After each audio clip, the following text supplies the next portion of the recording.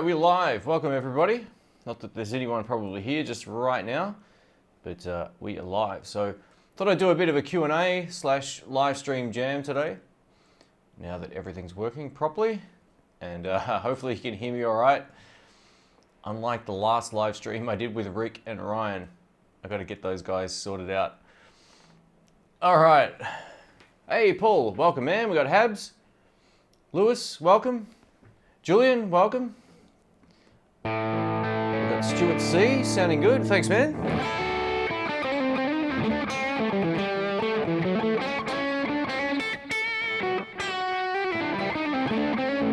Jacob K, welcome. Hey, Ben, welcome, man.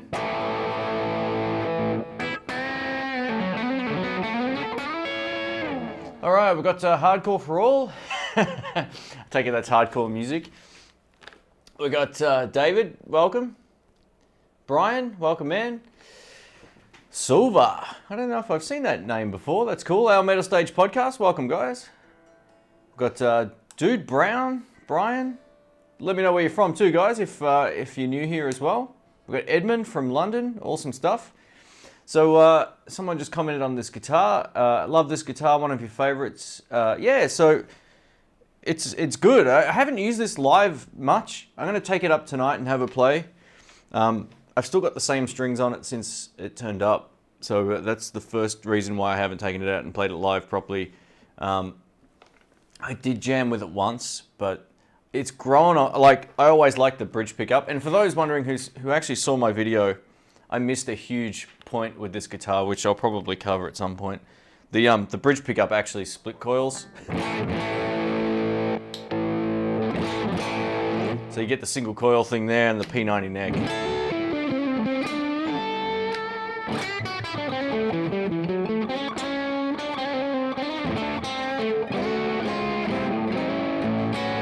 Then you go back to humbucker. All right. Have I ever tried a blued guitar amp? Yeah, I have. Yeah, I've done a video on the 100-watt one. Look, I liked it. I thought it was pretty good. It sort of got mixed sort of feedback, I guess, because it's just something very, very different. But my suggestion would be with those, probably don't buy the speaker box that comes with them, or not comes with them, but their own brand speaker box. Go buy like a Marshall 212 or something, or a Fender, you know, single 12 or something like that. You'll get a much better sound. Those speaker boxes are way too small. Jamal, welcome, man. We've got Steven from San Antonio, welcome. Looks like a Univox High Flyer. Nice guitar. Yeah, thanks. I think, so there's a couple of guitars that look a lot like this. Most Right is the brand that this is kind of like based on, basically, in terms of visually. There's also another one called Hallmark, which take that Most Right design.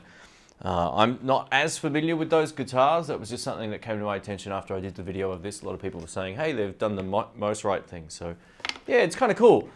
I'm starting to get into this guitar. I don't know what it is. It's just the bridge pickup, I think, is just really cool.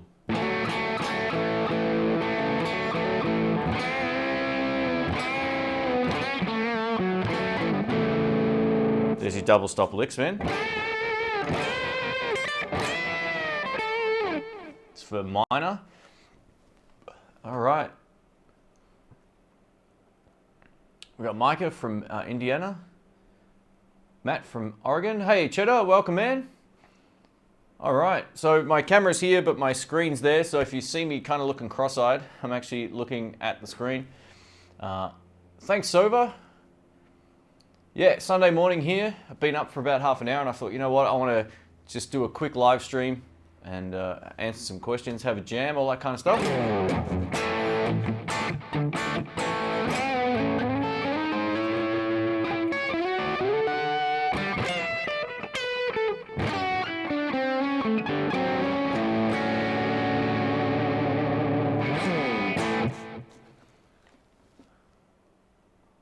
All right, we've got Hajuko, I think that's how you pronounce it, from Japan. Welcome.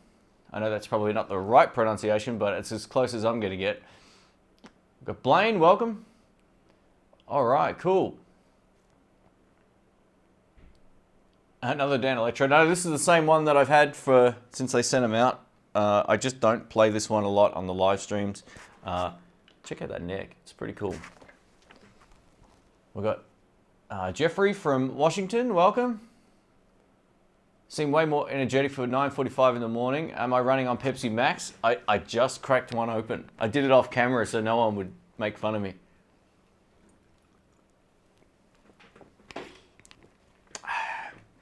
I look a bit dusty. I got cat fur on me, I can see that.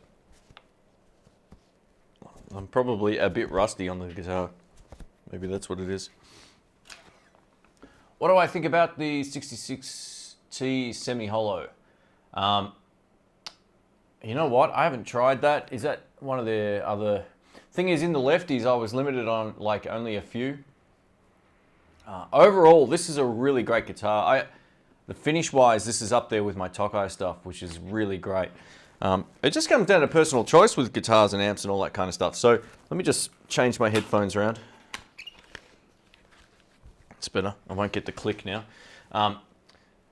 So yeah, I haven't had a chance to play one, obviously, but yeah, I've got this and the 84, and I like them both. I think finish-wise, this is a nicer guitar, just in terms of the neck finish and the fret binding and all that kind of stuff. Or not the binding, sorry, just the fret job's a little bit better on this one. The finish is just really stunning. So yeah, and I think as they go up in price, they get kind of nicer in just the finer details possibly. Nothing wrong with the 84, but yeah, this particular one I really like. It's got that interesting fret here too, which most guitars don't have. So yeah. I hope everyone enjoyed the Will It Blues episode 2. I released that last night and it seemed to go over pretty well, so that was cool. Those videos are good fun, man. They're hard to shoot because you're trying to come up with something that kind of is inherently funny to a lot of people, but you try not to laugh in the process because that pedal sounded horrible. I couldn't get a good sound to save myself. I went onto a forum to see what the preferred settings were. And there was one setting that someone said, hey, I got it to sound like a Tube Screamer. Check this out. And I was like, hey, that'll work. So yeah, it's a really, really interesting pedal to use. I should have just, someone said you should just dime it like a metal pedal and play it. I was like, oh yeah, that might be interesting.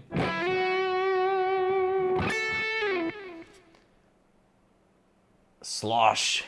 I like that nickname.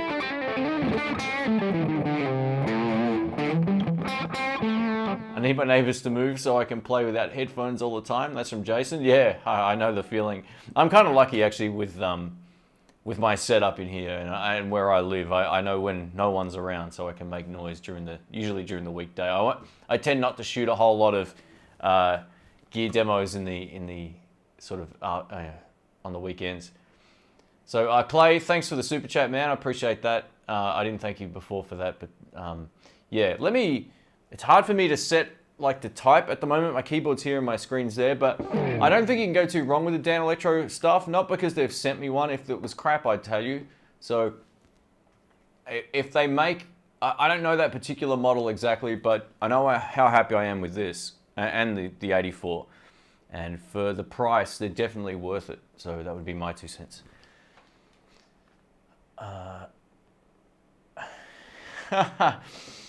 Cheddar, thanks man, you're a madman. Wig fund for a wig that doesn't attack you during filming. That wig is so bad. It's just terrible. I can't, I don't know how people with long hair put up with it.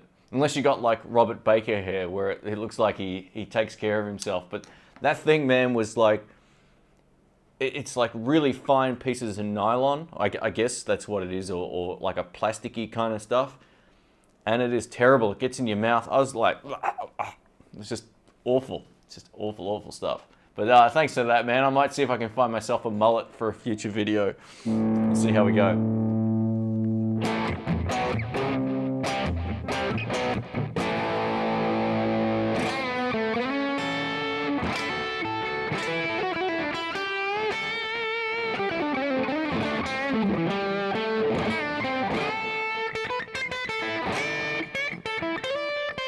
Do I prefer fixed bridges over Floyd Rose?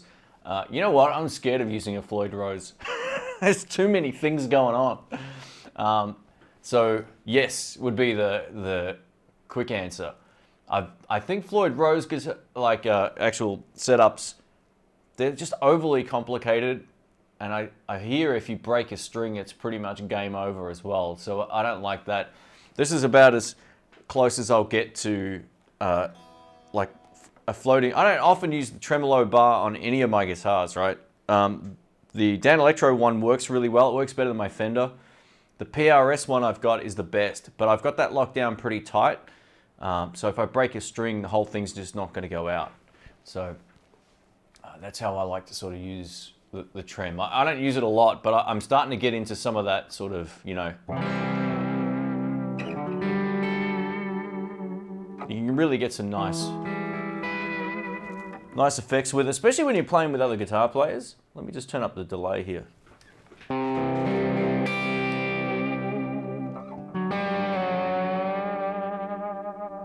So this is really, really cool. I don't mind the long hair, thanks man. You are, yeah, you're long hair, yeah, absolutely. The tremolo on this is pretty good. It doesn't seem to... It's got a Wilkinson bridge. The interesting thing about it is floating. So it's not really like a regular Strat in a way. If you take all the strings off, this basically will fall off. You've got to kind of leave at least one string on there. It's sort of sitting on like a knife edge on the actual posts here. So it's an interesting sort of setup. Yeah, I don't know. I just love this bridge pickup. I think that's where it shines. You should promote more Aussie gear. I tell you what, I'd love to, but there's Australian gear companies aren't the most proactive in the world. They're probably one of the least proactive. So it's not through lack of trying. I've done like Achilles amps and whatever, Desertronics as well. I've had a lot of pedals featured on the channel over the years. Not so many amplifiers because they just don't reach out to me. There's one company that actually has sent me a message that I need to get back to. It's an amp builder. But the thing is, half the time they don't even have a website ready. And this isn't about Desertronics, they're really organized. But there's companies that want to send me stuff that don't even have a website. No one can find their stuff. They go, here, demo this. I'm like, well, where's it going to lead to?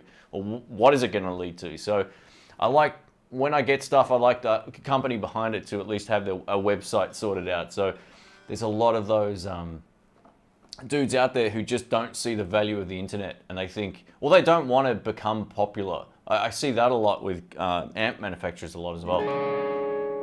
And then there's a lot of stuff made in Australia that's overhyped.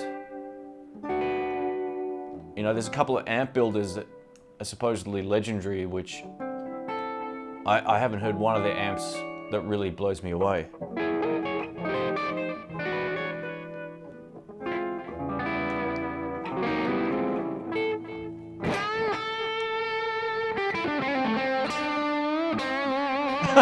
Jason,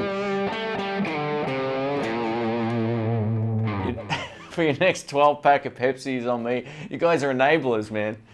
Thanks for the videos anytime, brother. Hey, no worries, man. Thank you so much. Like I said, guys, you don't have to use the super chat, but it's awesome. So thank you so much. I really appreciate it. I don't ever expect that. I do this because it's fun, and I like to answer questions. So if anyone has any questions, let us know.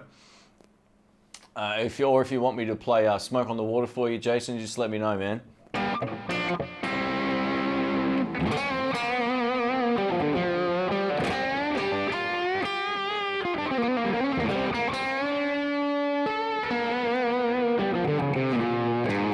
How much is this Danelectro? So this one I think is like $6.99 or something like that.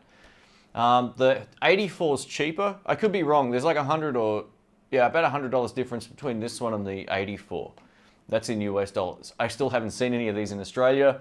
Last time I spoke to the guys from Danelectro, they said there were supposed to be distributors or something of them coming up in Australia at some point. So they'll be available. I think I got the first lefties that they made, which is pretty cool. So yeah, thanks again, Jason. You're a shocker. I got to get off that stuff, but I love it so much. How do you quit something you enjoy?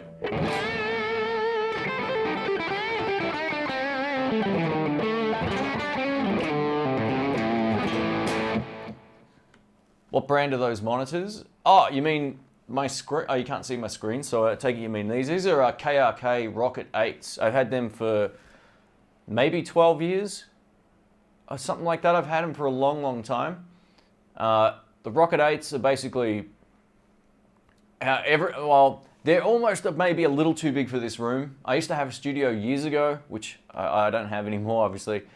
And it wasn't really a proper studio, it was just above a warehouse. And these were fine in there, but they're probably a bit big. My suggestion would be probably go for a 6-inch speaker over an 8. I think that would probably give you a better sound. But the Rocket 8s, the reason I went for these, good value for money and reliable. They're kind of like the new version of the Yamaha speakers, which everybody has. So if you're looking for monitors, the KRK stuff's, well, at least back then were pretty good. I'm sure they're still good now. I know they've changed their design visually. They look more sort of like streamlined, and they've got like a Kevlar main speaker as well, as opposed to whatever material these ones are made out of. But they're really, really good. I've been using them for years because I know how they sound. I know when the bass gets to a certain point and I'm doing a mix for a band, that's enough. And that kind of stuff you just have to learn with your speakers, you know, like mix it here, take it in the car, or put it on your CD player if you've got a CD player, and see how it sounds there. So I know these speakers well enough to know how much treble and bass things should have on the most part. So yeah, they're pretty cool. Have I played any Harley Bensons? I haven't yet, no.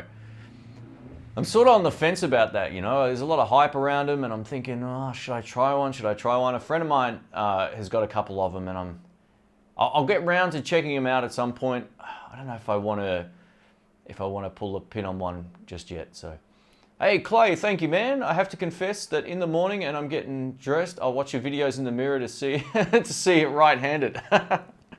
Yeah, I'll play this way. I've got a right-handed guitar in the cupboard over there. It's this cheap one. I can bust out some riffs for you, man.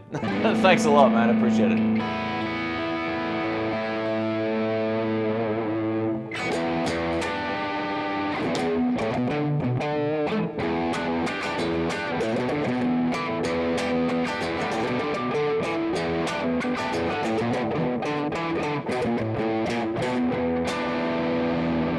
Oh, that was messy. All right, Zepp or Def? I don't know a lot of their stuff, you know. I never really, not that into Zeppelin. I know that's probably going to annoy a lot of people, but I've never really gotten into it. I can't really, I love the guitar work. I just don't like the singing. I find it irritating. And that's going to annoy a lot of people, but I just can't get into it. It's just one of those bands, man. Although I do like some of their classics, I gotta say, I like some of their commercial songs. Stairway to Heaven's obviously a classic. There's a few that I really like riff-wise, but yeah, I can't listen to the vocalist, man, Robert Plant. I just can't get into it. It's too feminine or something. Not enough guts, not enough bass. But way better singer than, I know how great a singer he actually is, but just not my sort of vocal. Torch Lake Jam session tomorrow, awesome.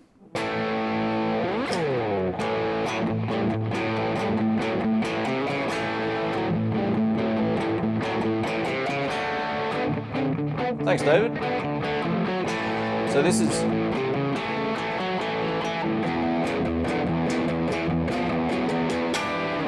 is my Marshall profile that I made for the Kemper. So I mic'd up my amp, and that's how it sounded.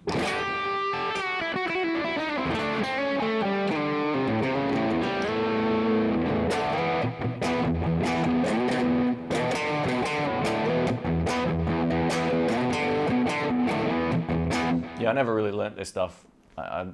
That's just playing that from memory. All right, so when you record with the Kemper, what signal chain do you use? E.g. direct to the interface, monitor out into the head, or power it? All right, so once you profile an amplifier, so you mic it up. I did a video on how that works. If you haven't seen it, you can check that out, it's online. And then I do what I do right now. So I'm basically plugged into the Kemper. The Kemper's got two XLR outputs, but I'm only using the one, and it goes into the sound card. That's it. So I'm hearing what you hear, and that's the recorded sound. So when I do my videos with the Kemper, say I'm using doing like a guitar review or something like that, I'll use the Kemper in exactly the same way. So I plug straight into it, that goes into my sound card, and then I have my studio monitors on, so you can essentially, so I can hear it back like I would at an amp, but then I don't actually have to have it at a loud volume. I can have it at any volume, but the louder the better it sounds. So.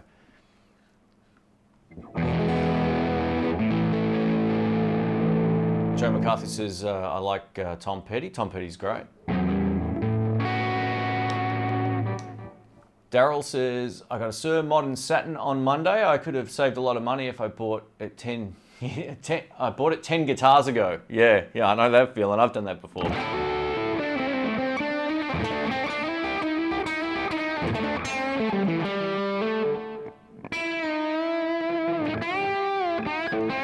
What's my favorite food?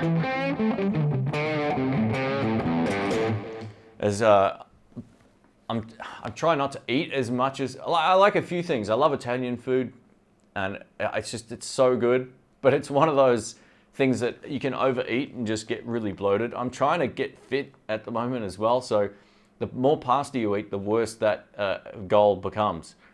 I really love pad thai, like Thai food, chicken pad thai. Man, I could eat that all the time if I chose to.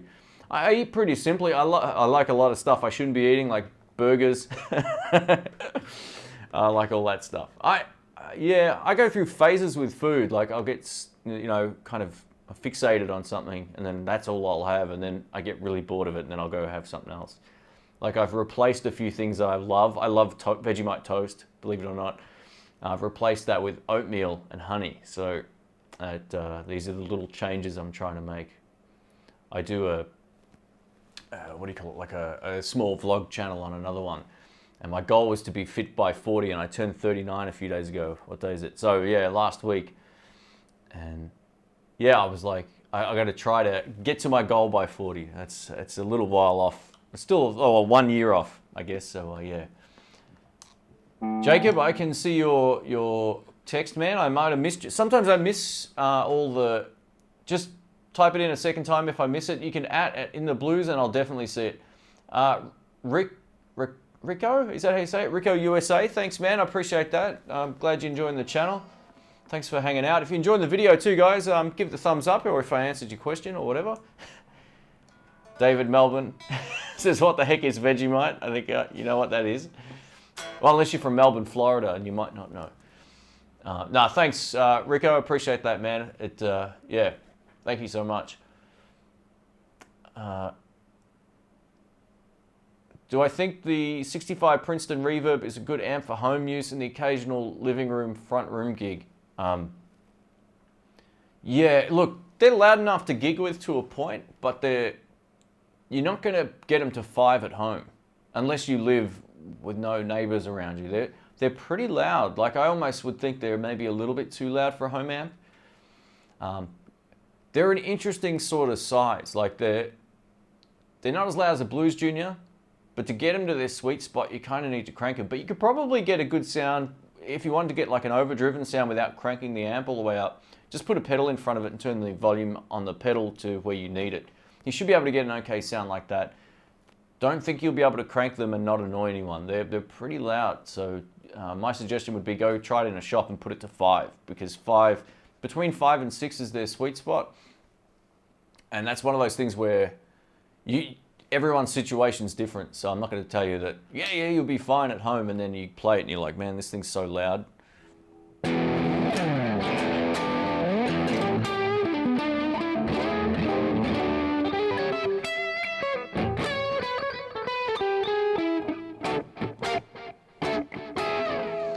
All right, Jacob said, Joe, someone's asking about a Star Player. Star Player TVs are amazing guitars. Totally. Some of the best ones I played at Jerry's Lefty Guitars over the last few years were Star Players. They're just unreal. They feel good. They're unique. They're kind of a similar pickup combination to this. You got a P90 neck pickup and a humbucker bridge pickup that I don't think you can split from memory, but they feel great. They're kind of like a Gibson Gretsch kind of feel. just they play really, really well. So yeah, really cool stuff. Jim says he's making a tray of chicken parmigiana, getting chubby quick. Yeah, that's the, if you put cheese and all that on there too, you definitely, that stuff is probably not the healthiest, but that's all right. Got to enjoy yourself too. Jacob says I don't have neighbors. Yeah, well then you'll be totally fine, man. Absolutely. They're pretty loud little amps. You'll be pretty surprised.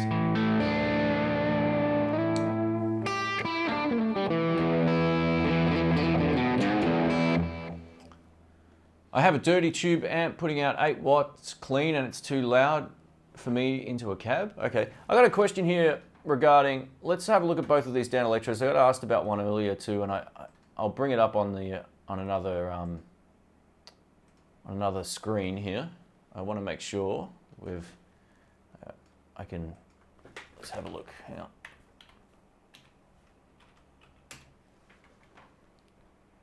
Bear with me one sec. Let's play something while we're waiting. All right, so guitars. All right, so the question was, would I buy the 59 XT or the 64? Oh, okay. Wow, cool. I don't know if this one was around. It might have been when... So it looks like the pickup combination is basically the same. The headstock's different, so it just depends if you, I guess which headstock you like. And I think the XT might be cheaper too, so if price is a concern, maybe go for that one. I think it's $100 cheaper-ish, so that might work out all right. Let me scroll back up here. I had another question earlier with the Super Chat thing that had a question about Danelectros. I'll see if I can find it. What do I think about the 66T? All right, let me have a look. That was one that I couldn't quite remember off the top of my head. A studio across the globe, we now have the Wilkinson Tremolo. It looks pretty much the same as this, but with the F-hole. So I don't think that's going to be a bad guitar at all. I think that looks really nice. So the 66T, yeah. I'm sure it would probably sound very similar to this. Maybe have a little more sustain once you crank up the volume because of that F-hole, possibly. It's just one of those things. I like the guitars, man. And I know I was sent this one out as well, so I didn't have to pay for it. But do I think this is worth what they're asking? I do. And if it wasn't, it would be on eBay. Or it would be gone. Thanks, Ben. Take it easy, man. Thanks for hanging out. That's the single coil.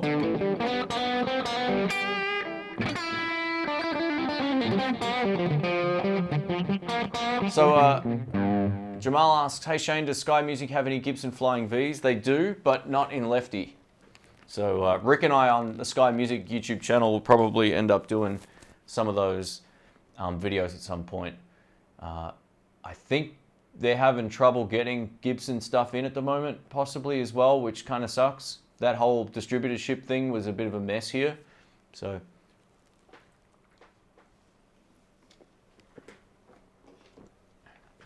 Dylan says his last name is Brisbane, but he lives in Melbourne. You can imagine the crap that he gets. Yeah, absolutely.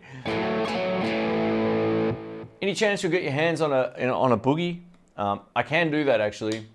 They won't be new ones though. They'll be like, you know, I got a friend of mine who's got a few different Boogies, and I'll probably see him not this Sunday, not tonight, but next week. So maybe I'll ask if I can borrow one of his amps and we'll shoot a video. He's got the 22, which is an absolute killer, man, and he's got a 50 as well, which is not so good. But this 20 watt amp, or 18 watts actually, I think it is really, really great.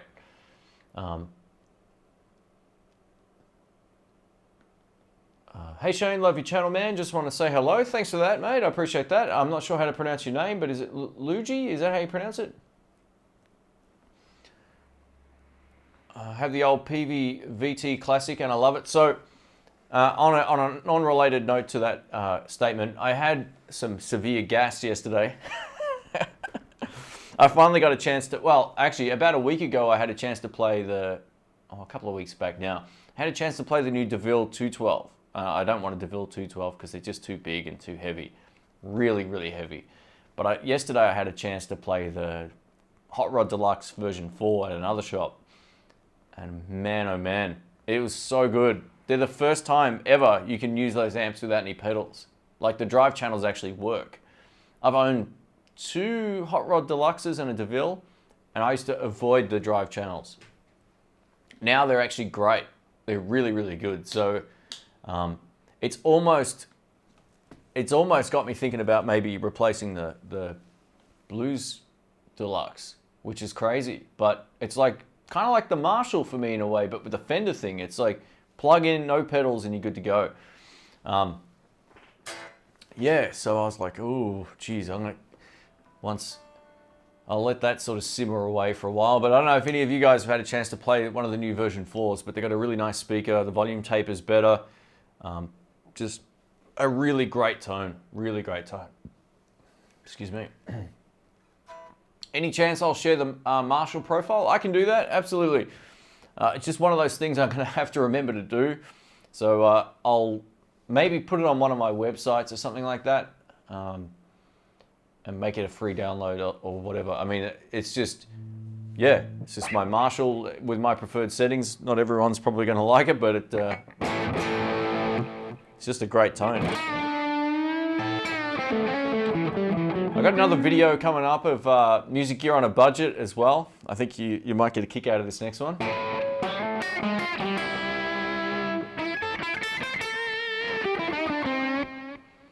Lido from Rhode Island says, enjoying your videos? Cool. Oh, thanks, man. Appreciate that. Edward says his Hot Rod version 4 just arrived yesterday. Fantastic, man. Like I said, probably the best Fender have ever made those amps by a mile in terms of tone. The yellow overdrive channel rocks. The red channel just gets better, whereas it used to just get fizzy and thin. They've really fine-tuned those amps. I was shaking my head, man. Part of me wants to go back and play it again today, because how's this? They had one Squire in this other shop, right? It's a good shop. I like the staff and all that. It's not Sky Music, another place. I've been going there for years as well. And they had a Squire, and it had two, like a volume and a tone control, except both of them were wired as tone, and I couldn't work out what was going wrong. So I'd have one tone control up, and it would sound louder, but all it was doing was bringing back the top end, which is normal. And then I'd have to turn the other one off to allow all the high end to come through on the second tone control, which was the volume. It was a huge, confusing mess, but I let him know. I said, guys, you got to fix this guitar. It's just confused the crap out of me.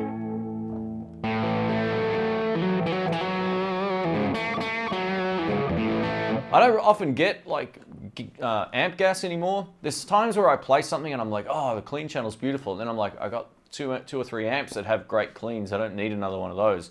But I'm loving the Marshall in terms of just being able to plug in and take it and plonk it on the floor with no pedals other than the foot switch. And the new Hot Rod Deluxe, I'm shocked how much I like it. And obviously the louder you turn it up, the better it sounds, but it feels and sounds better than running a pedal into the clean channel. Well, like a tube screamer, which is what Rick and I tested it with. Danny from Mississippi, Joe from Washington. Maybe you should borrow a Hot Rod 4 and do a shootout with your DSLR 40 CR. Yeah, that would be great. Sky don't have one at the moment. They're waiting.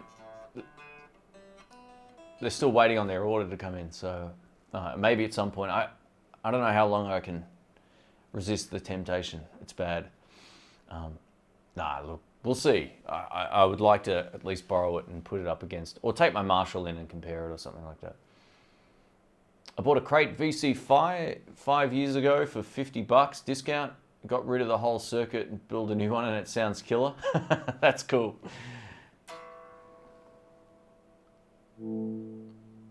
My SR Study Les Paul Jr. with a PV Classic 20. PV Classic 20s are great.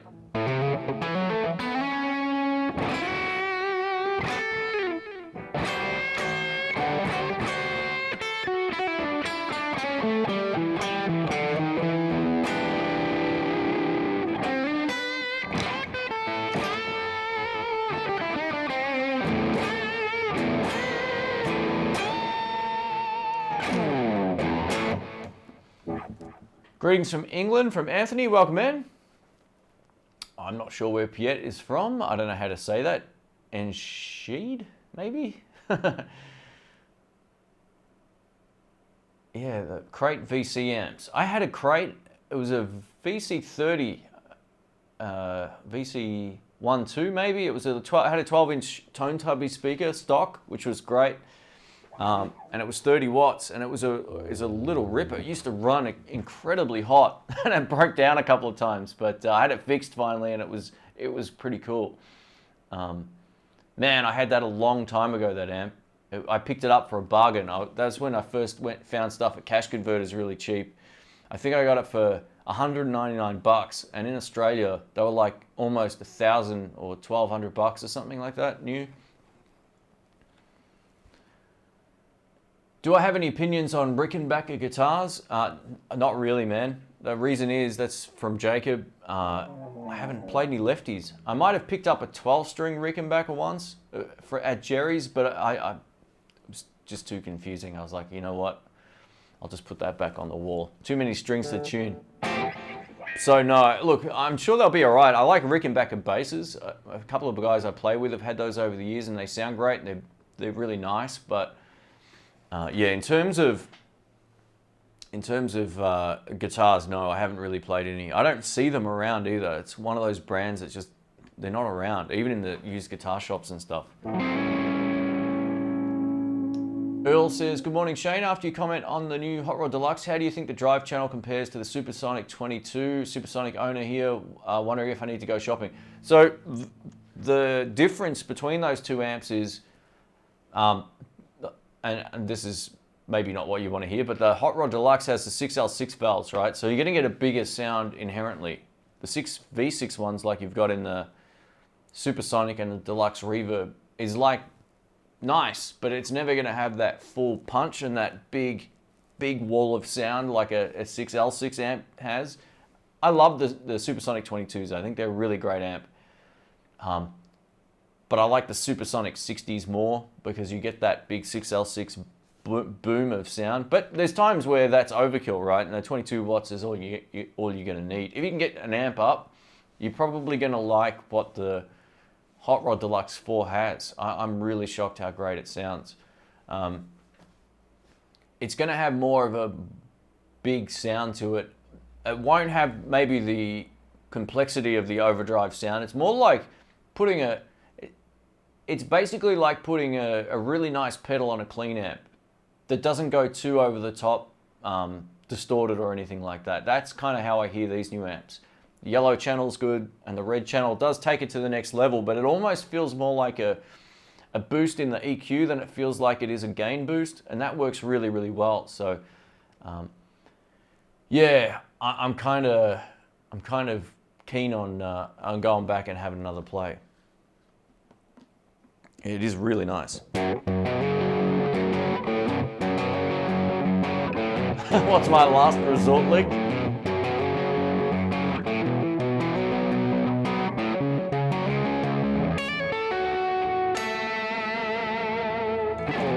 It's an old tune I wrote a long time ago, that one. So the one that I would play when I'm out of licks, there's a couple. I did a video on this, the most cliche blues licks. There's the Sting.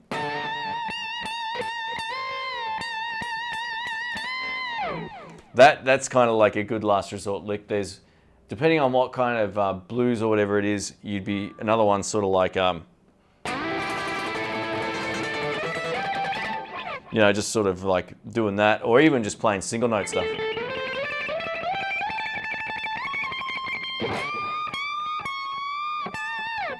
Or there's oh yeah, either the Sting, or maybe something like that probably. Did I ever play through a Trainer Custom 50 back in the day? No. I had a YCV40, which was a really great amp. And I had a YCV50VB, the blue one, which I liked, but I didn't like as much as the 6L6 YCV40. I think, like I said earlier, there's something about the 6L6 valves that make the amp feel bigger. and just in output volume. And that's kind of why I went back to the Blues Deluxe. When I took my Deluxe reverb in, I put it next to the Blues Deluxe in the shop, and I was with a friend. She's like, man, that other one sounds huge. I was like, done.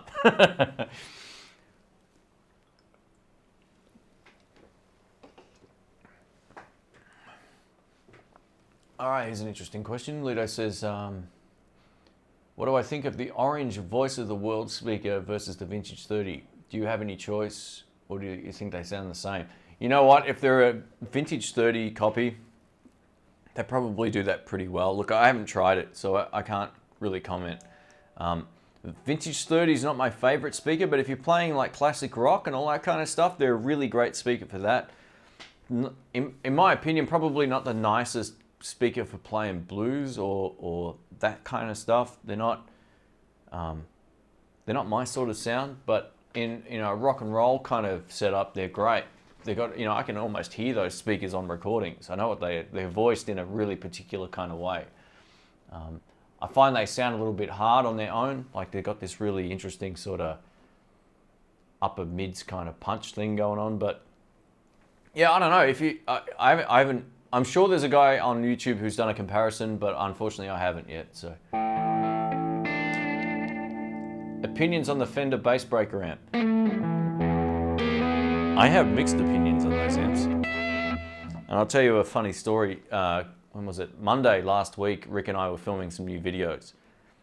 And Rick blew one up within, I don't know, about a minute and a half on film. So, yeah, if you want to see that video, it's coming up on the other channel. So, yeah. Look, I got to say, I like their 15 watter. The little like Blues Junior style one with the 3 gain stages. I really like the sound of that.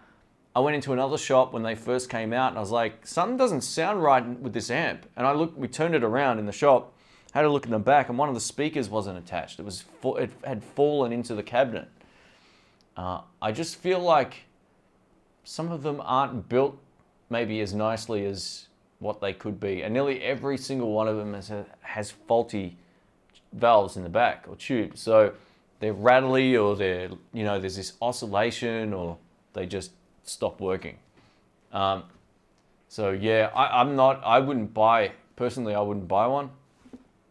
If I did, I'd probably get the head, or I'd probably just buy the 15. I wouldn't trust the other ones at all. What do I use for drum tracks? So I'm subscribed to a guy called Jim Dooley. If you type in Jim Dooley on YouTube, you'll find his YouTube channel. But I'm also a subscriber on his website. So for $2 a month, I get every track he produces on a weekly basis, 2 a week normally. And then those are the ones I use on my videos. He's really great. Or I go to drewsdrumtracks.com or Drew Drums Tracks on YouTube, same thing. So he's a mate of mine too. He's a good guy. V30s metal. Yeah, vintage 30s it is. Yeah, absolutely. I mean, a lot of those old amps were using vintage 30s, and they're all right for what they do. Hey, Showman, welcome, man. Doing well, thanks. How are you?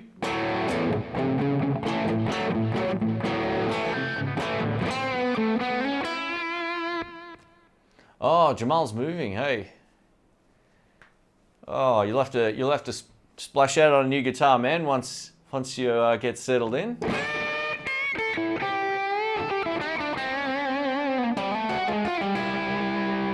Jason says, loving the posters in the background. Concerts that you've attended, or have you just collected them? So I've seen a couple of these guys live behind me. Not a lot. I've seen James Brown. I've seen Chris Kane, Dr. John Mayer, and Jimmy, no. So that's about it. So what I do, I actually just get these, I find them online. I just type in band posters and then find a nice high res one or something that looks cool. And then I'll go get them printed locally and I blue tack them on the wall. So they cost me about $1.20 or something each in Australia. So probably 30 cents anywhere else in the world. But yeah, they're cool. Like they just add a bit of vibe to the wall. And I've actually got others that I want to get on the wall and maybe replace this guy. I kind of like that. I'm surprised more people don't comment on that. Just it's so like random and it's such a weird poster. But maybe people are used to it now. It's one of my favorite old movies here, Creature from the Black Lagoon. I don't watch it that much, but in terms of the black and white ones, I really like that. So yeah, I'm gonna probably take down the Danelectro posters I got over here and put up more on this wall as well, because I've got a lot of them in the other room. I think that's pretty much all the guys on this wall I've seen. Yeah, it is. I'd love to see Van Morrison too. He's in up the top here over here.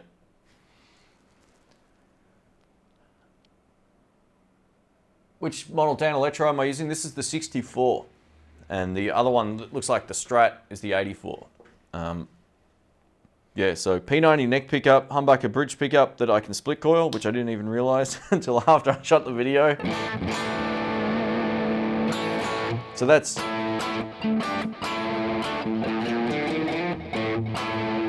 sort of like the split coil sound.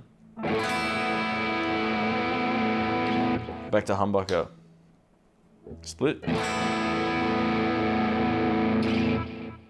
The Kemper's got a really nice noise gate on it as well, so you're not hearing any buzz.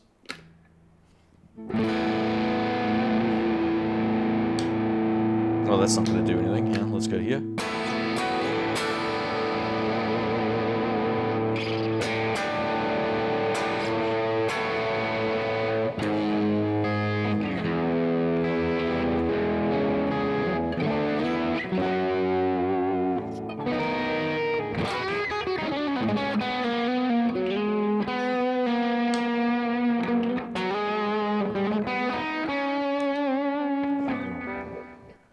That was some terrible playing. Placed the creamback into my Marshall DSL-C. Sounds warm. Yeah, creambacks are really warm speakers. Really sort of, they've got a lot of low end too. So I find if you put it like a creamback in a something like a Fender amp or whatever, you generally have to have the bass down quite a lot. But yeah, nice speakers. I think one of the most voicey speakers. You'll hear like all the strings come through and all that kind of stuff. In sort of like an even way. I really like them. Metalhead Hippie, welcome man. Brett B, welcome. Play Cliffs of Dover. I can play Falling Off the Cliffs. I don't know how to play any of that stuff. Have I played any Suhr guitars? I have. I've played quite a number of them, even lefties. Great guitars. I was so close to buying one of the Antique Ts back in 2000. What year was it? I don't remember, but probably 4 years ago or something. 3 years ago. It was killer. It was so good. I probably should have got it. And that's the thing. I don't like to double up on guitars. Like, I don't really have any twos of anything. I did that for a while, and I always ended up just playing the same one of the two all the time. And that's why I kind of got rid of the classic vibe as well. That was one of the other reasons was I had a Tele that I love, which is behind me right here. I might grab it out. And listen to this. No rip headphones. These little cables are awesome. They're basically silent plugs. So we've got the PRS or the Tele. What should I grab? I'll leave it up to you guys. Yeah, so the Suhr guitars are fantastic, man. Great quality. They feel like the top-end Fender. They look visually awesome too. A lot of people don't like the headstocks, but I don't mind them. I don't think they look that bad. And that kind of stuff doesn't bother me either. 6-string lefty, well, hello from Illinois. My first time catching your live show. Thanks, man. Thanks for hanging out. We've got David Melvin. Van Morrison is my mortal enemy. He stole my brown-eyed girl. Is the greenback warm? Yeah, I don't know, man. I don't think the greenbacks are probably the warmest speaker out there. I've had a couple in Vox amps over the years and a few others, and they're kind of bright. I had one in a Blues Junior. It was kind of bright as well. So they're a bright speaker. Pretty cool, pretty cool. Oh, looks like we've... most people are looking for the Tele here. You need at least 3 Strats. No, I absolutely don't. One's enough. What? Tally, PRS. Ooh, it's kind of even. All right, maybe I'll play some nylon string classical guitar. What do you reckon? All right, we'll go the tally first, and then we'll break out the PRS in a bit. Let's just see if this thing's actually in tune.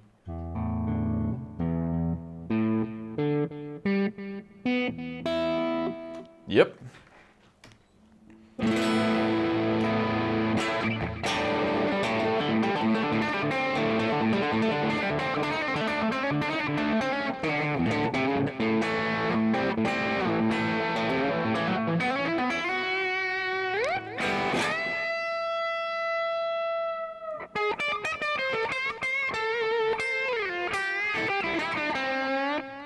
Woo! I love this thing, man. Get the pointy Jackson out. Tally or we riot. It's a mid-range. BC Rich. It's one guitar I've never seen in a lefty. I'm pretty sure is a BC Rich. Do I do tarot readings? Absolutely. If you want me to rip you off and give you some fake information, I'd be happy to.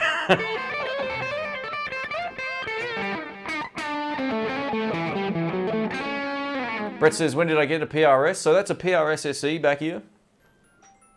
Oh, there goes my my phone.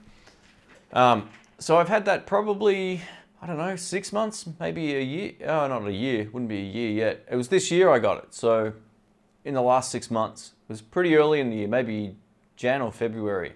It was the first lefty that they made in terms of in any SE range, and I picked it up and I just went, wow, this is awesome. So yeah, it's kind of like my most played guitar at the moment, and this is as well. I'm playing this a lot again. I had the nut fixed on this. I went back to the Bardens, and yeah, it's getting a lot more playtime.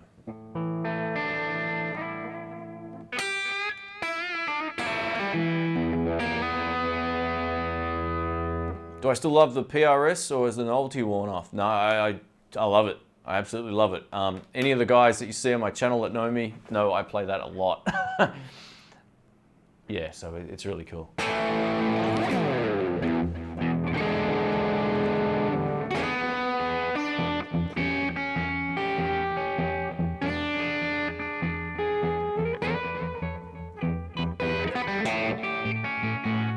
Heard Slash wants to buy BC Rich.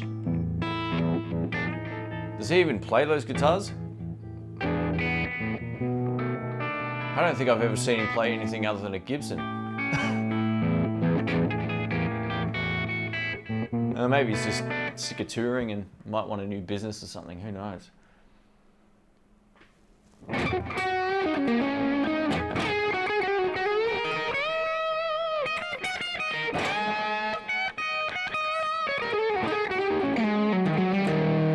This guitar, man.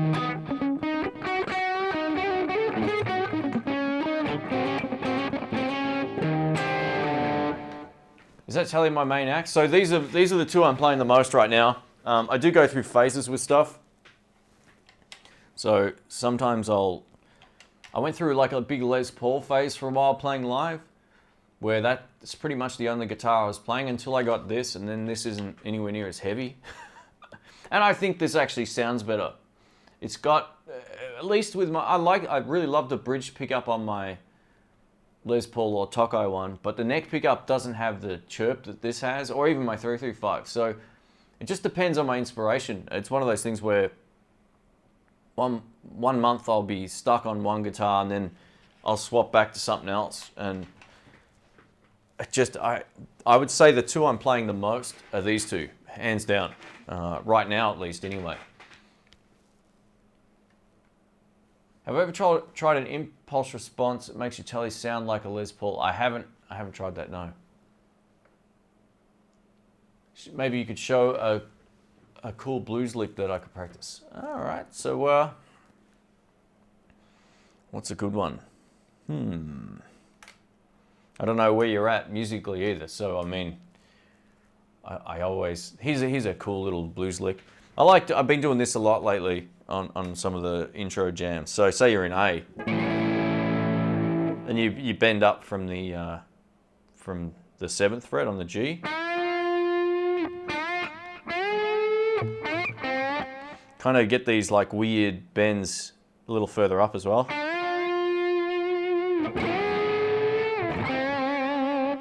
Sounds weird with no like backing track behind it, but it works really well.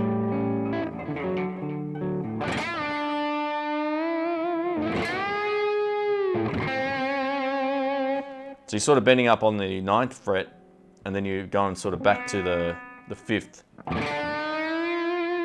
So you bit of vibrato.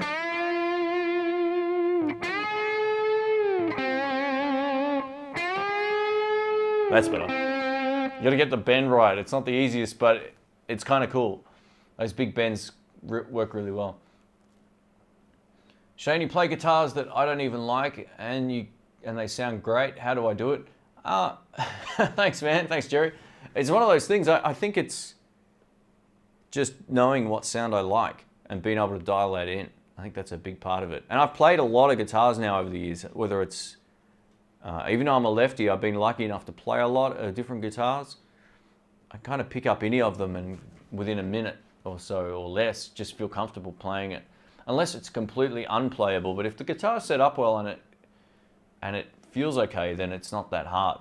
One of the hardest guitars for me to play was actually that Jackson on the INTHEBLUES video, the first one, because it had such thin strings on it. I kept like, if I was to do that bend I just did before, I'd be bending up to about here. Like it really took me a while to underplay my bends on that guitar. It was really hard. I had to shoot that video a few times to get the bends right because they were out of pitch.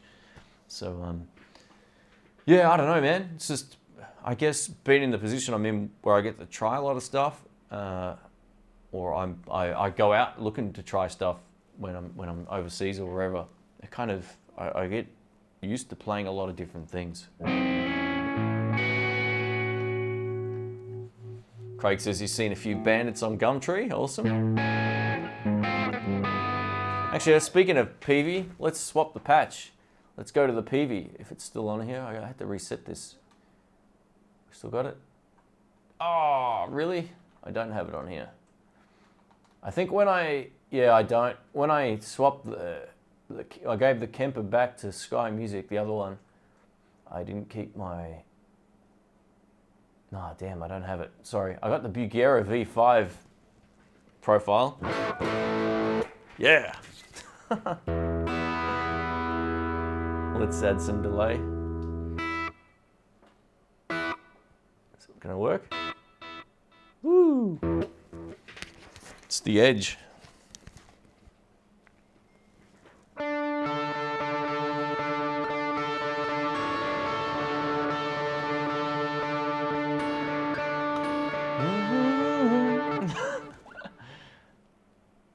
Yeah, finger ease, man. I love this stuff. It's hard to find too. So I stocked up. I got cans of this everywhere. Well, I only got 2 or 3 of them, but I leave one in my gig bag, one on the desk. And that's the thing. Sometimes I pick up a guitar to do a video on it, and I'm like, oh, the strings feel terrible. And then just rub the strings down, and it's so much better. Got any blues licks for us beginners?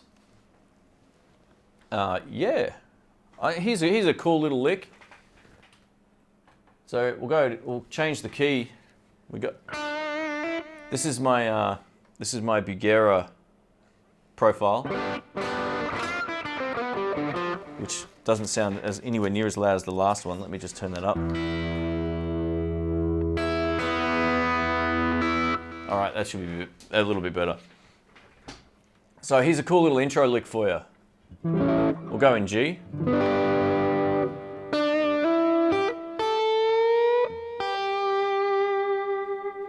Nice and simple. So it's basically this box here. So 3 5 3 5. So 3 5.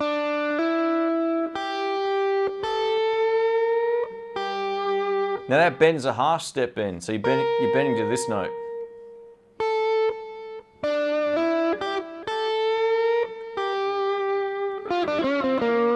So half step means 1 fret. Yeah, so that's it. It's a good little intro lick. I still use that from time to time.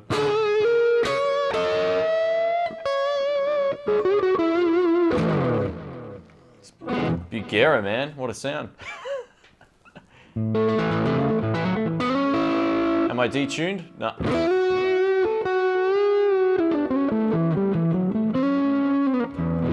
It's probably just out of tune, guys. I had a quick look before. It was slightly out, but I thought it was close enough. But I haven't checked the intonation since I changed the pickups, so I'll give that a look and see.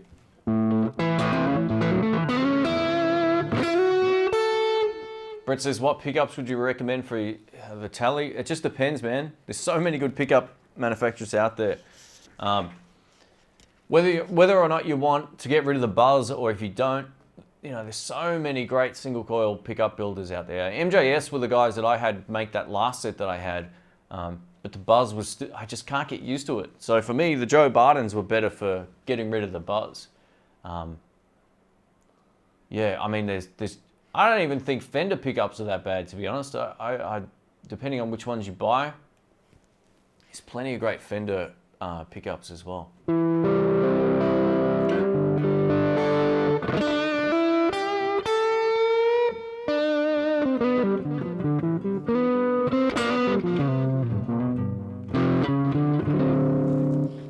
Yeah, the intonation might be out, I don't know. I'll have to give that a look. I've been playing this a lot, and when I tune it up, it seems to be all right. So let's go back to the DSL, and we'll swap over guitars.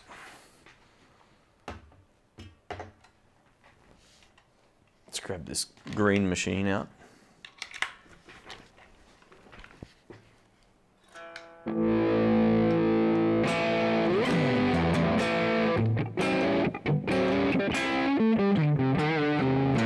Hey Quentin, thanks man, welcome.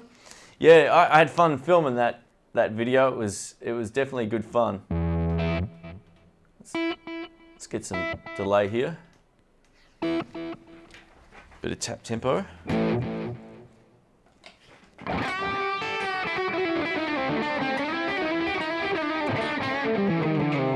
I gotta say, these guitars play really, really well. It's just really easy to play. It feels easier, which is what I like about it. Hey, Sonia, welcome. Sorry, I didn't see you pop up there until I saw someone. Do I play slide? I don't really play slide. I've done basic slide tracks before on like recordings I've done, but they're really simple, like just sliding up to a note, basically. Nothing fancy, no.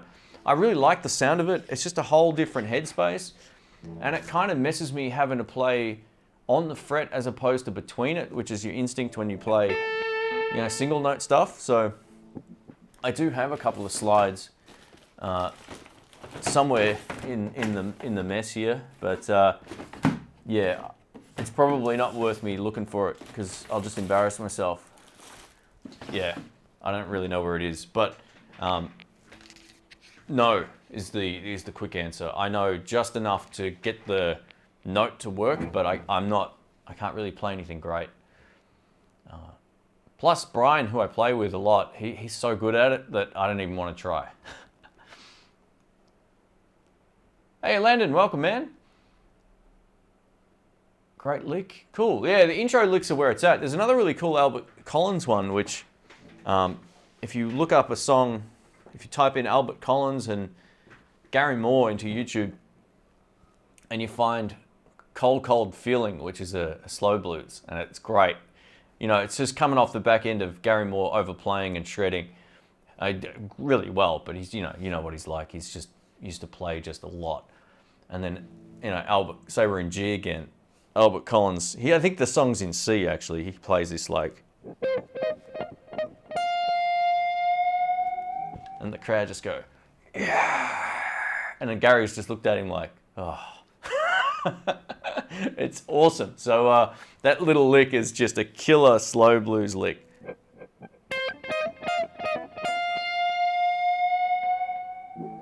And that's all about the touch, getting the touch right on it. Because you can just go like, but But yeah, you want to sort of just play it as softly almost as you can. And it's a cool little lick. You should be able to work that out. It's the same box shape as the one I showed you before.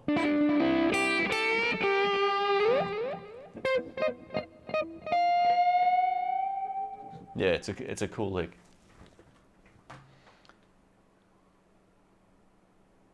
All right, let me go down the chat here. Whoa, I just realized my chat hadn't scrolled.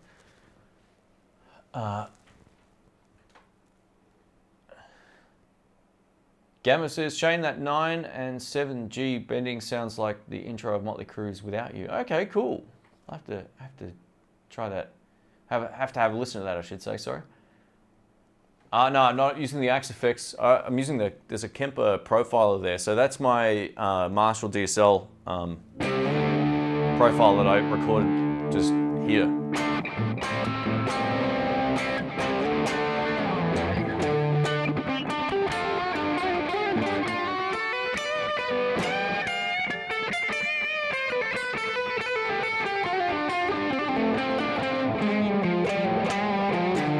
What do I think of an SG400 Pro into a Fender Blues Deluxe?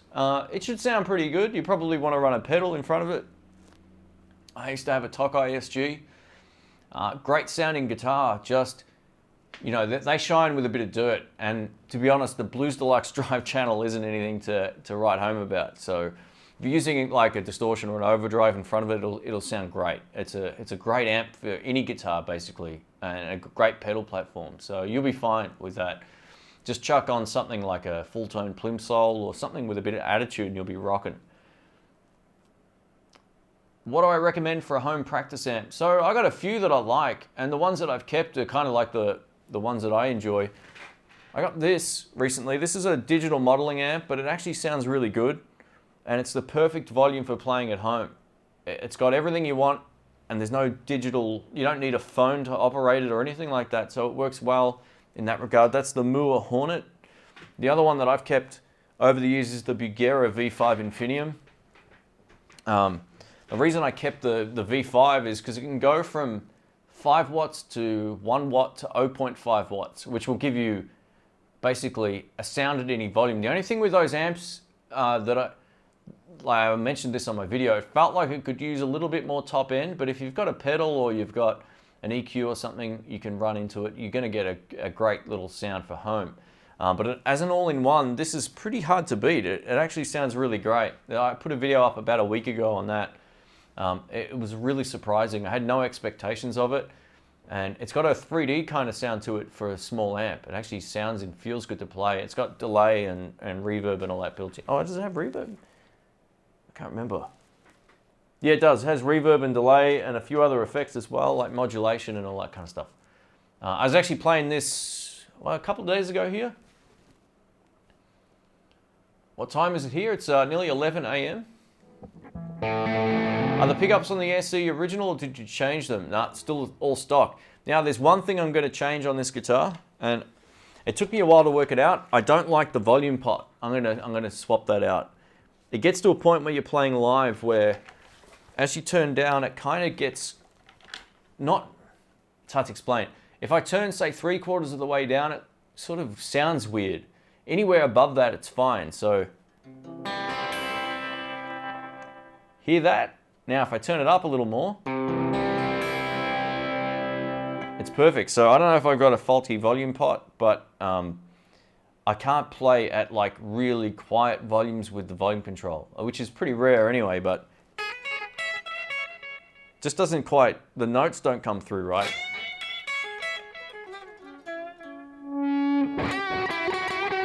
So that's one thing I'm going to replace. I haven't noticed that on any others, but this, yeah, I don't know if it's just mine or what, but I realized I've got a few marks on the back of this now. It's been well played. Do I think the Tele bridge is important? It is for that kind of tone, absolutely. That whole Tele bridge is kind of unlike a Strat, you know, where the Strat is kind of, the pickup's kind of just floating on a piece of plastic. You know, that whole bridge has to have something to do with the way that bridge pickup sounds. Have I ever tried a B-bender? I haven't. I don't think I've ever seen one in a lefty.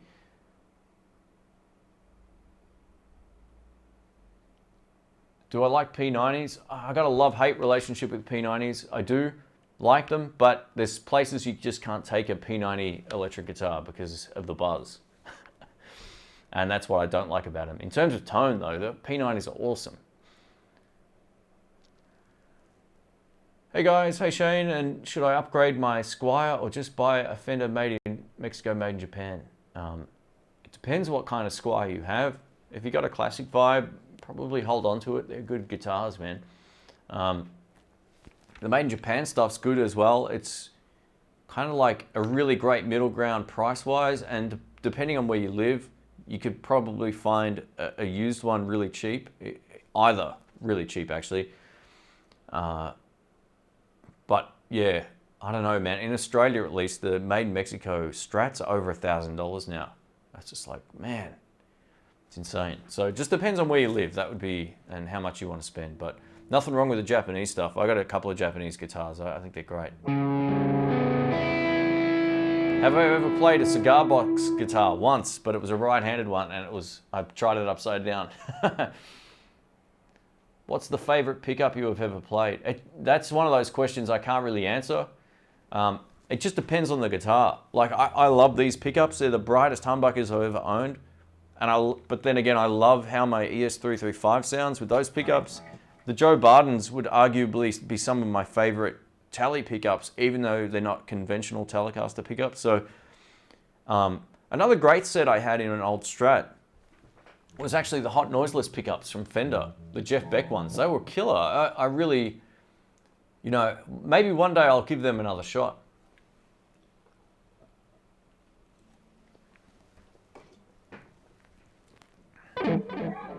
Dude, I have a friend in Perth.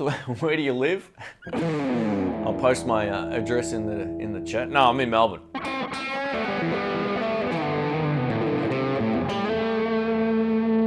Brett says you got a crazy cacti because of my review. You really like it. Awesome stuff, man. They're great pedals.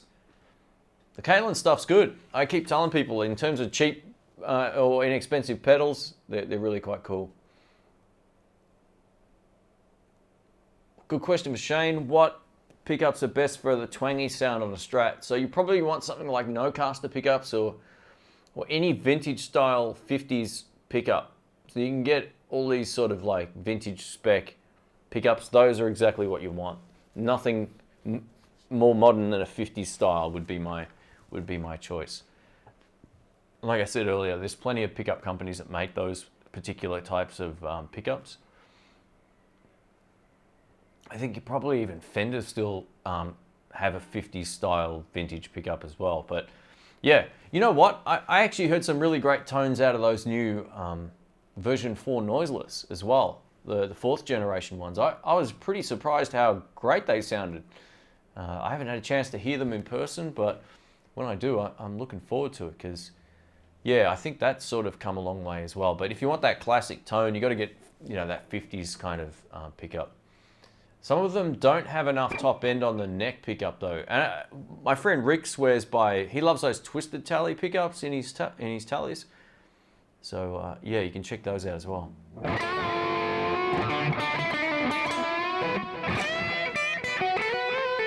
The THR-10C is a blues machine. They're great little amps. They're expensive here though, but they're good.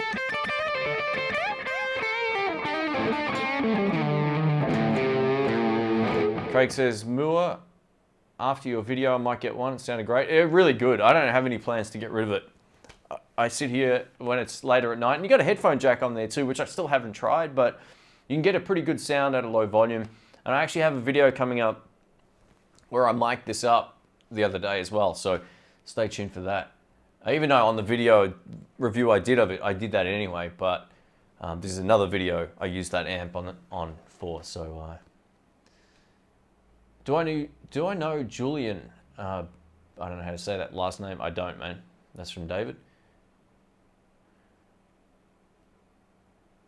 Use a volume pedal. Yeah, it's just one more thing to put on the floor, you know? Like, they're good. I gotta say, I really enjoy the idea of that. I don't do enough of that sort of playing to really warrant it, you know? For me, I just either, I've got 3 settings on my volume control I like. Either off completely when I'm not playing, on or about half, or just below half.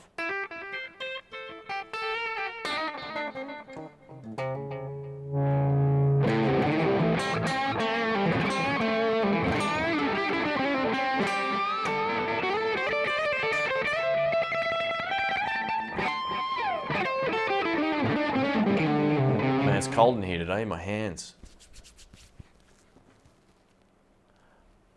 So these kind of questions like what pickup should I buy for this or that, there's no right or wrong. My suggestion would be probably just find as many videos as you can on different pickups and trust your ear and try and find someone that plays a similar style to you as well, or something that you aspire to play, and that should give you some sort of insight into how things can sound. I can't say, oh, there's one pickup that's going to be perfect for everybody. It doesn't really work like that. So when you don't give me any context of, and this wasn't regarding the Telecaster question, I just saw one come up with the humbuckers from James. He says, what humbuckers should I mod my guitar with? There's a lot of factors there that I'm not aware of. Like, what don't you like about the current ones? You know, what amp are you playing? What sort of music are you playing? What are you looking for? So those are the questions that, or the questions I need to be more aware of before I can give you an answer. Can I demo a Dr. Z amp one day? Absolutely. So Rick picked one up a while back, and I think Ryan's got one as well. So hopefully we can probably do something like that. Whenever we get to 100,000 subscribers too, we're going to do a live gig stream, just a big blues jam with all the guys you've seen on the channel over the years and a couple of guys you probably don't know as well. Invited this other guy, Dom, to play some guitar, who's an absolute monster. And I'll put together, maybe get Drew from Drew's, you know, he's helped me a lot with my channel as well, get him on drums. Another mate of mine on bass, or Brian, myself, and Rick can all share bass duties over the night or something like that, so it should be fun. And yeah, so we're looking to do that around the 100,000 subscriber mark, if that ever comes up. And we're gonna, if all goes well, we'll probably do it at a venue too. It won't just be like some sort of basement gig or something. So, put Tone Rider Pure Vintage in my Squire Deluxe Strat, and they sound great, well priced. Yeah, Tone Rider pickups are great. That's pretty much what they use in the classic vibes. Yeah, great stuff.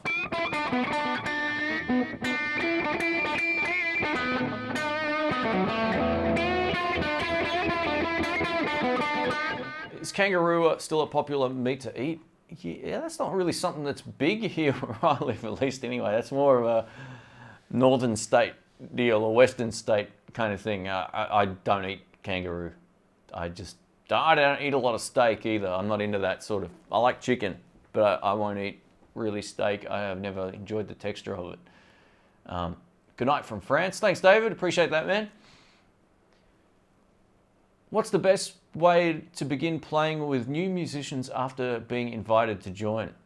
My suggestion would be probably just try to keep your ears open the best that you can when you start jamming with them, and find out where you sit in context to the music. Probably also see if you can get, you know, depending on the complexities of the songs, get some charts or write out the chords, you know, learn the songs. That's the easiest way to start enjoying yourself, because if you're going there with not really too sure where the changes are, sometimes that can be a bit of a hindrance on fun. So have time to know what you're playing and where you fit in with everything else. That would be my suggestion. And just, yeah, try to enjoy it. Like, don't play over the vocals would be another, I mean, you can play some chords obviously, but don't solo over the singer. If you're playing blues, leave some space, because it doesn't take much for a guitar player to end up sounding like a harmonica player when it comes to blues. If they're just, you know, someone's trying to sing and you're just...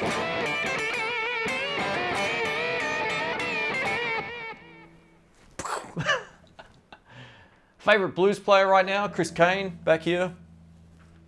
Phenomenal. Just look him up, Chris Kane, just type it into YouTube and enjoy and go on a binge. Do you listen to Airborne? No. You know what? I'm not too sure who that is. I'm really bad with band names, and then I hear it and I go, oh yeah, that band. So that's probably one of those ones.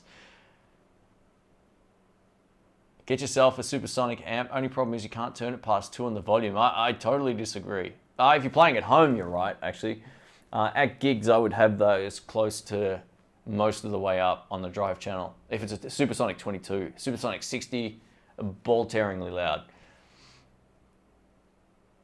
Why are there so many English people who are so good at guitar? I don't know, but I'm not English, so that's probably why. I don't know, I guess it's just like, maybe music's more a part of the culture over there than it is in Australia or in other parts of the world, possibly. I'm not too sure. I've never been over there. Lap steel, ever tried lap steel? I haven't, no.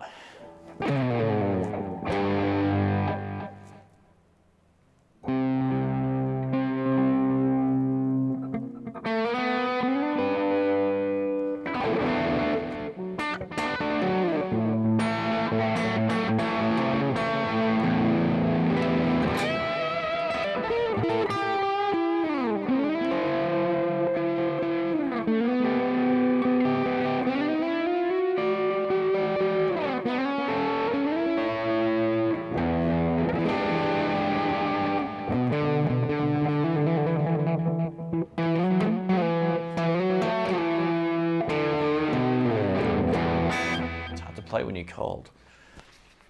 All right. Airborne is an Aussie band, very ACD inspired, Aussie hard rock. I might have heard them actually then, possibly. What resources do you recommend to start learning how to play the blues? If you're a beginner, find a video called, this is what I learnt with, get a video called Matt Smith, A Beginner's Guide to Blues Guitar. Phenomenal resource. It will teach you all the basic licks. You'll hear a lot of the stuff that I still play today on there.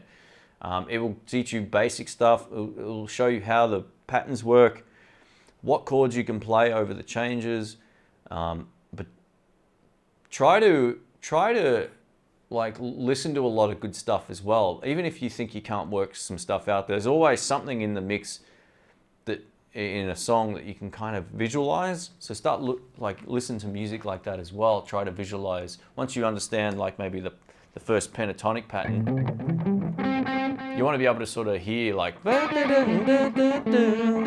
once you start hearing that connection with your head, you can work licks out a whole lot easier. So when you hear music, you can't turn that off. You go, oh, I can work out that Clapton lick. It's, you start to hear stuff in your head. There's always something obviously you can't work out, but just in terms of straight up blues stuff, with the odd exception of guys like Eric Gales and a few of the others, if you put on a traditional, Muddy Waters or any of these dudes, I can kind of visualize what they're doing to some extent. But yeah, try that video. It will teach you those concepts as well as how to play certain licks and some basic stuff like vibrato and hammer-ons. Like the hammer-on and pull-off thing, or how to play vibrato properly. I think one of the big mistakes a lot of people make is how they use their fingers on the fretboard. I see a lot of guys playing like with their pads on their fingers, like this bit, instead of the tips. So you'll see them, and they'll bend their finger the wrong way, right? You see this a lot. I can't even hyperextend my finger that much, right? But you see here, a lot of guys will bend their finger out that way and they'll be playing like this. That's not what you want to do. That is like one of the worst techniques you can get in the habit of doing. So get out of that and start playing. If you look at this won't focus because I'm using a webcam, but if you look at my fingers, I'm using the edges of my fingers as opposed to the pads where your fingerprints sit. You know what I mean? So have your fingers bent this way, don't let them go this way. There's no reason to do that for playing sort of lead stuff. So look, if you're playing chords, they can bend that way to some extent, right? But when you start doing like bends, never play with your fingers flush with the frets this way, unless you've got proper technique and you're pushing down with the actual ends of your fingers. You could probably get away with it that way. You see a lot of jazz guys play that way, but I always find like having my fingers on an angle and playing with the ends of my fingers is definitely a better way of playing. Marcus King Band, I've heard of them. Cool. I don't get any sound from my Bugera V5 unless I use gain. Is that normal? Yeah, absolutely. Yeah, because it's one channel amp. It needs to have preamp gain before it can have volume. The volume isn't like it's not like a 2-channel amp, so that's totally normal. Just turn everything to 10. That's what I do on mine.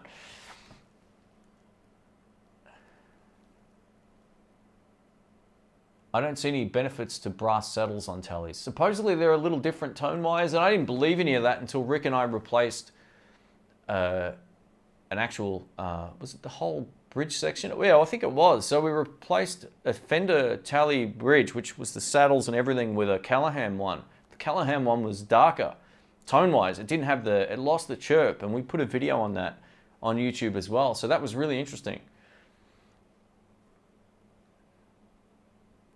I don't really play open tuning, man. That's another one of those things I've never really messed around with a whole lot.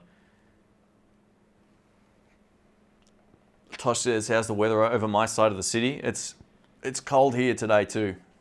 My hands are kind of purpley and yellow, which isn't a good color to be, I'm tipping. What's my opinion on the pedal Donna Force 2? I viewed your test, but your opinion? Yeah, pretty cool. Just remind me what color that one was. I did them all. I can't remember. Was that the Donna Force? Was it the brown one possibly? Yeah, I can't remember. They're good fun pedals. Like, I think if you're looking for something with amp simulation and you want to change up the tone of your amp, they're a pretty cool little effects pedal for getting like a couple of different kinds of sounds. They are very different to a conventional pedal, even though they look similar. You can kind of like save a preset in the pedal when you switch channels. It's kind of interesting. Love to get me the hand-wired Fender Deluxe Reverb 64. Yeah, that would be pretty cool.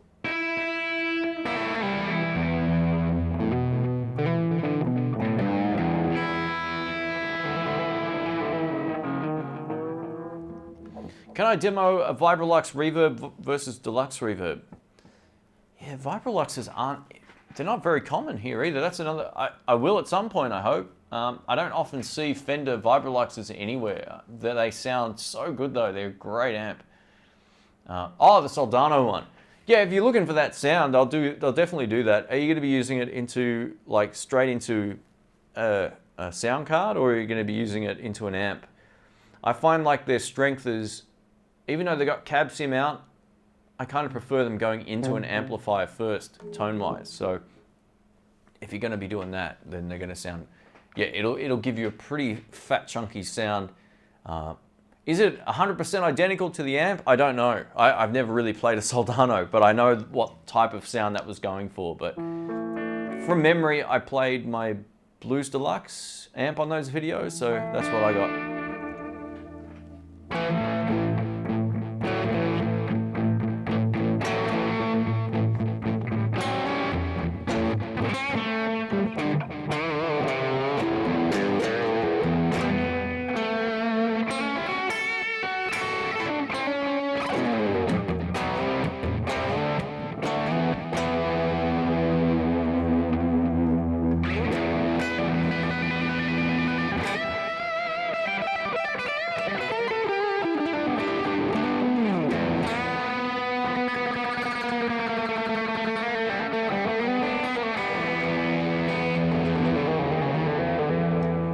Favorite guitar ever? That's another one of those questions I'm not really too sure.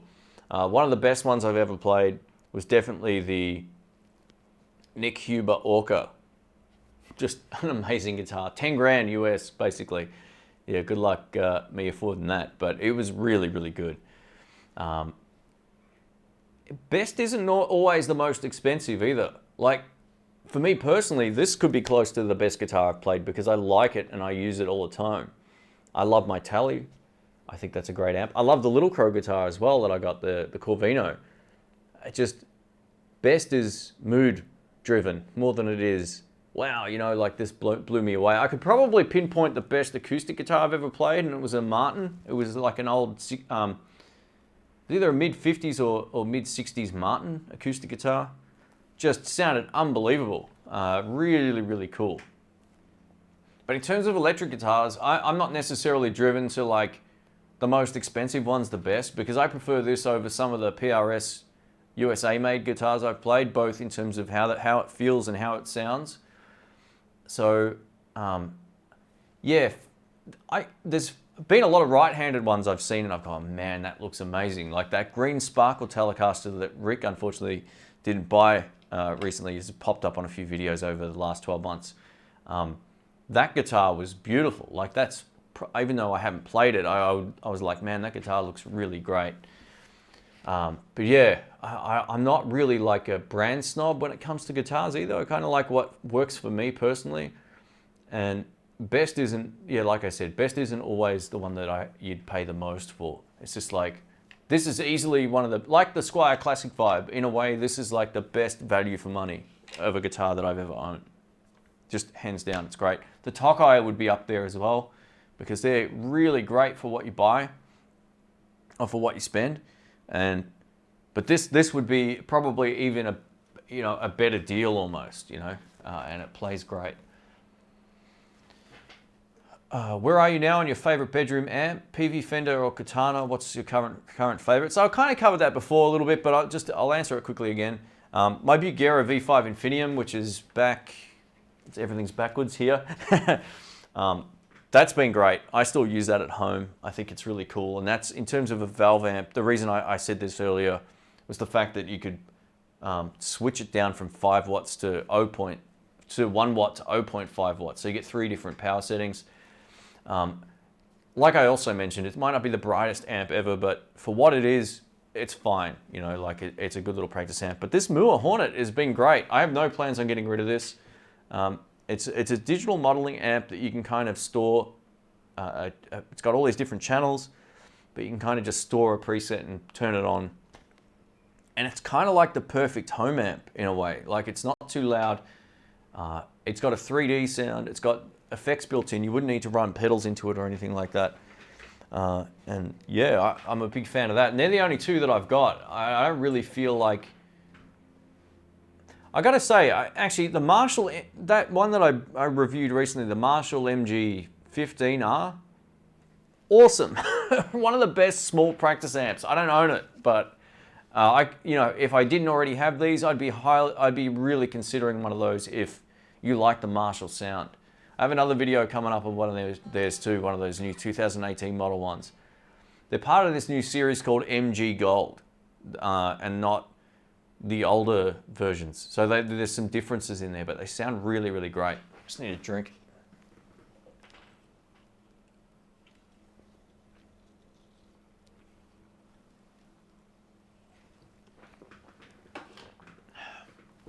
Craig can't decide between the Classic Vibe 50s Tally and the PRS Custom 24 SE. As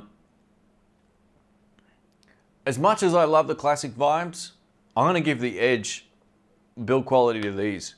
I think these are a much more refined instrument. Better frets, better finish on the neck. Pickups are different and subjective, but you get more tones out of this thing as well. So you can get those split coil things, but I find the split coil on these a little too bright. But if you like that Tally sort of thing,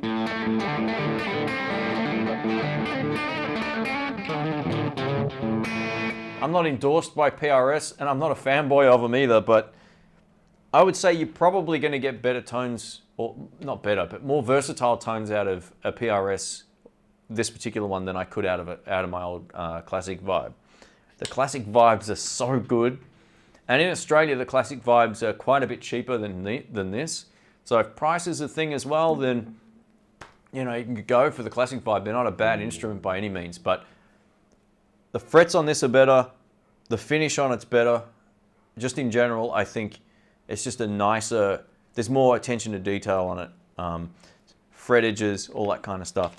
I shouldn't really say that because the Classic Vibes are good too. So I just think this is a better instrument, but you are paying a little bit more.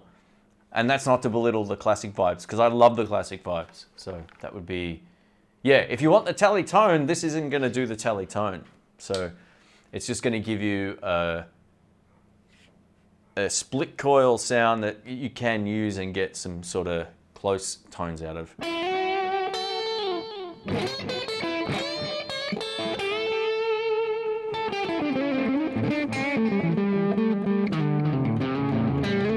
Yeah, it's coming into winter time here, Leland. Oh, it is winter.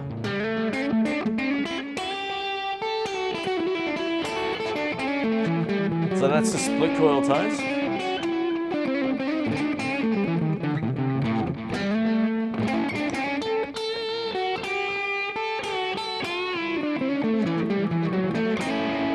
I'm in Melbourne and can get the Trampers green for just over 1K, leaning towards the PRS. So Sky Music, where I borrow a lot of my stuff from, they have the green, they got 2 reds, and like a blue one as well. And yeah, if you you might not be a lefty either. So if you're right-handed, you're laughing. It's 2018. It can be a tele if it wants. Yeah, this is my new tele. What do you reckon, guys? I like that comment. That's hilarious. I'm not sure everyone will get it or not, but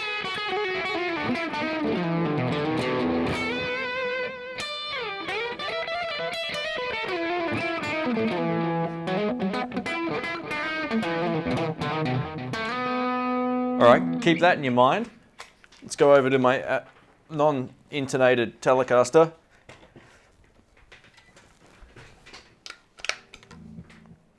What key was I in?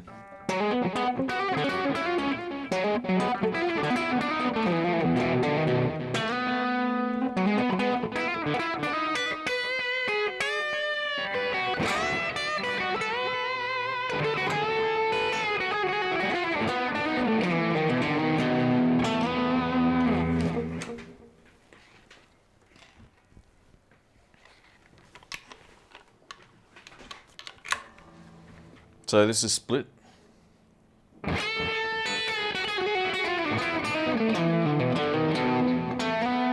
This sounds more single coil, even though they're split, and even though those Joe Bardens are like 4K output, so they're really low. This is back to humbucker.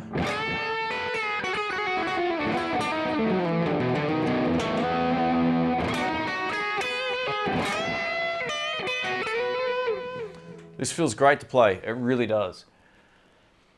Good morning from Denmark, welcome Ben. It's an inclusive guitar. I tried the Fender Generation 4 noiseless and they are much better than the previous versions, acceptable tone, nothing artificial sounding. Actually, it's funny you mentioned that. I was just saying that before. From what I've heard of those new ones, I think they're really quite great. Yeah, I'd be really quite keen on sort of testing those out at some point. Or giving them a shot. I'm right on the fence right now about doing some like pickup swap videos, just because they take a bit of time to sort of get pickups in and out of a guitar. But I was either thinking of grabbing like a Strat or like a entry-level Squier Affinity Series Strat or Telecaster and using that as the guitar to swap pickups. So I don't know what the preference would be, like Strat or Tele, when it comes to doing pickup videos, but probably both would be the way to go. But yeah, I'm looking to maybe do some videos like that coming up as well. And they would definitely be on my list, Joe. I think you're absolutely right. Oh, was it Joe that said that? Sorry. Someone said it. Leland, sorry. The SE sounds better. Transcaster.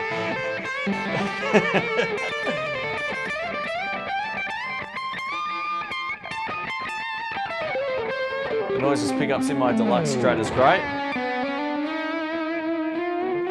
It's the jazz bit there. I couldn't work out what key I was in. Noises pickups in my Deluxe Strat are great. Yeah, I think those are pretty cool pickups, those new ones. I've tried them all. I had all of the older generation noiseless except for one set. And look, in the mix, they're fine. I think people get too caught up in listening to stuff on its own.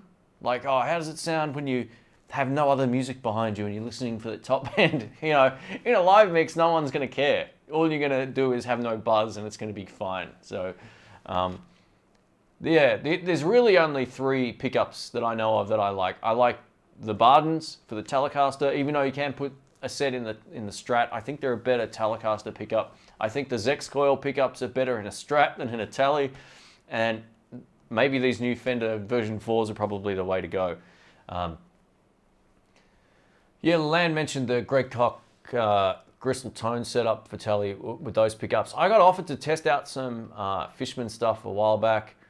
I just didn't like the fact you'd have to recharge the battery, because it's one thing that's going to go wrong at some point. It might be easy to fix. I haven't looked into the inside, but you know, there's a lifespan on rechargeable batteries, even if you only have to charge them once a month. You know, weather can play a huge impact on how long batteries last. Look at when it's wintertime, you park your car outside, you don't use it for 2 weeks, the battery goes flat. Whereas in summer, it'll be fine. So I kind of don't like the idea of having to recharge a set of pickups in a guitar, even if it's just once every month. What's my number one amp? Definitely right now, the Marshall. I love its functionality. I love how easy it is to get a great sound. All I do is put a delay pedal in the effects loop, and that is it. And a wah pedal if I need to as well. I just love it. I use my volume control on the guitar, or I use the channel switcher, and I really, really love it. Hey Neil, thanks man. Let me know if you're heading up for a play tonight.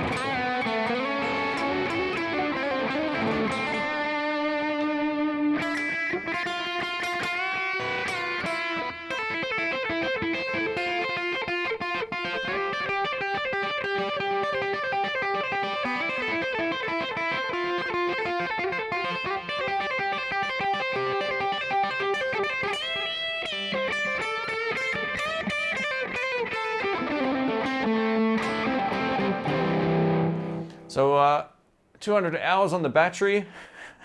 You know, they once said the iPhone 6S Plus had a battery life of 2 days, or charge time of 2 days.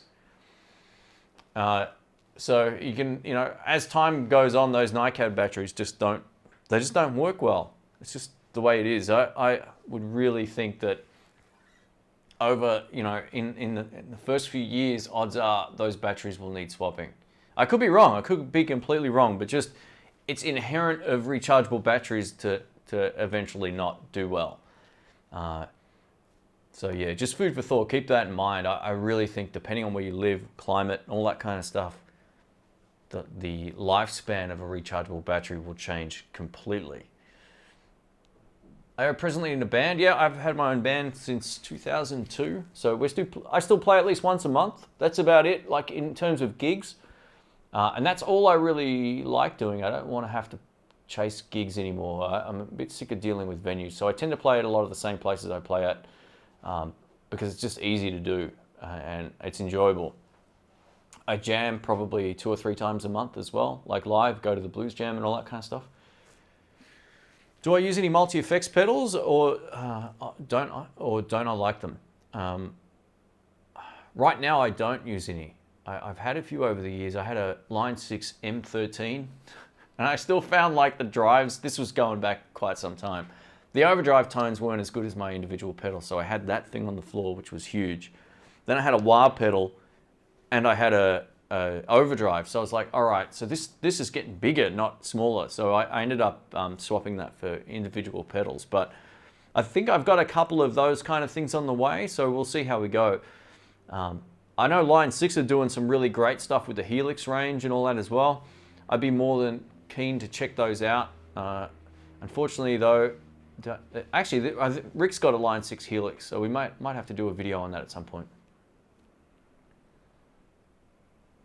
I know you don't gel with them, but are there any JVM episodes on the horizon? As in the Marshall amps? We'll probably do some on the Sky Music channel. So Rick and I are shooting videos on there now as well. Like I've been hired to produce videos for them, not hired to do the stuff on my channel. It's completely unpaid still for what I do here. They still let me borrow whatever, but I've started their own channel for them with Rick, and it's been fun. So I think we're up to like the 3rd video. And yeah, they've got all of those kind of amps. So that will be probably something we plug into and make some noise coming up. We do have a couple of other Marshall videos on the way. The Helix replaced a lot of pedals and several amps. That's from Daryl. Cool. I can see why. So that series I did with Rick here, that Telecaster Tuesday one, we used his Helix on all of those videos. We used the Deluxe. We didn't tell you what amp we were plugged into, and people were like, man, the tone's great, what is it? And so we just let that go, just to see if that was like a bit of a test to see whether or not ears were, could be tricked.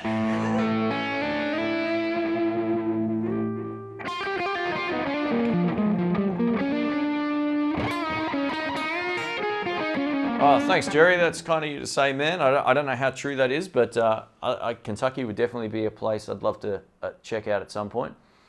I'd like to do some gigs over there again. I played in San Francisco last time, but it'd be fun to do different gigs in different spots. So if I make it over, and you're in a blues band, you want me to sit in for a night or something, that'd be great.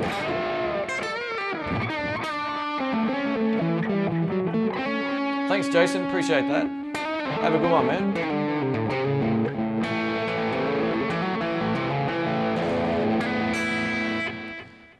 Jeff says he's finally getting his PRS SE, waiting on the UPS. Nice. I don't think you'll be disappointed, man. I love mine. The only thing I did to this was tighten these. I found like they were a bit too loose straight out of the box, so I took a Phillips head screwdriver, just slightly tightened them, like not, tightened them to the point of forcing them, but just a quarter turn was enough on all of them to get the tension on the tuners to feel right. I don't have any tuning stability issues with this thing.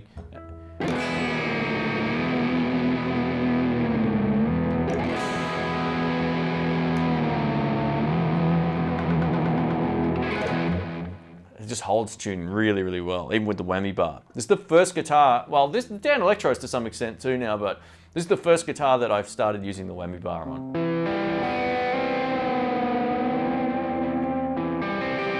Take it easy, Jensen.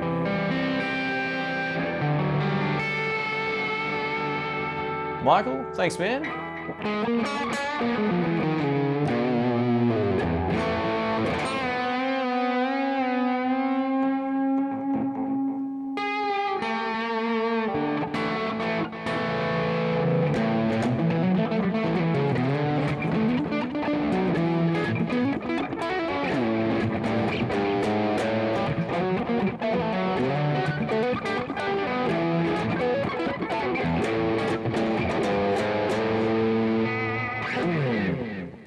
Still drag the old Zoom 505 out now and then. I had a 707, so that must be even older than that one. Those effects, man, they were crazy. Little piece of like plastic about this big. Had a little wah pedal part on there, or a volume pedal part, I think, as well. Maybe the 707 didn't have that. It was just like bank up and down. I can't remember, but that was the first pedal I ever bought. And about a month later, I sold it and I went and got a Tube Screamer. Thanks, Surfbee. I appreciate that. Cheers. I'll probably be getting out of here pretty soon anyway. I've been on here a while. My throat's starting to go, so yeah. Recently purchased left-handed Gibson satin gold top tribute. Love it. Awesome stuff. I used to have one of the 50s gold top tributes, and it was a really nice sounding guitar. Have I tried and recommend any Australian-made amps? The only one I've really had a good chance to try is Achilles. And he makes basically clones of Fender and Marshall stuff. If that's what you're after, he's a really good amp builder. And I've been to his shop, and he doesn't have a store, but his workshop. And he's like pretty much the best at making cabinets. So he's really good like that. There's other guys like Ulbrich, but I've never really liked the sound of his amps. They're too muddy. They're not loud enough. I've had a few friends that have owned them for like really great players, like much better than where I am. And after about a month, they sell them because they just don't sound nice in the mix. They just get lost. They're one of those amps that sounds phenomenal on its own, or if you're recording, it's great. But as soon as you get in a mix with like a Marshall or another Fender amp, it's buried. Like they just don't cut it well. And there's a few other brands of Australian amps. I won't call them out, but they're like so overhyped and just not very good. So I still don't think Australian Australian amp manufacturers are anywhere close to being the best in the world. And none of the ones that I've tried really jump out and I go, oh wow, that's phenomenal. Achilles amps would be the best that I've tried. I'm yet to hear anyone else doing it. Like, actually, I shouldn't say that. George Evans amps are really good as well. So yeah, he's actually doing something different. They're not clones. They're kind of inspired by amps, but they're not really clones. And I've heard them in a live situation as well as on their own, and they're quite good.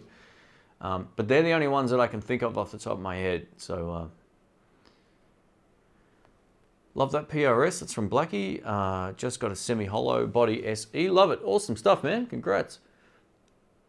Do you reckon it's worth buying vintage pickups from Mexican Strat, or just wait until you get a custom shop? Oh, look, I only change the pickups if you really want a particular sound.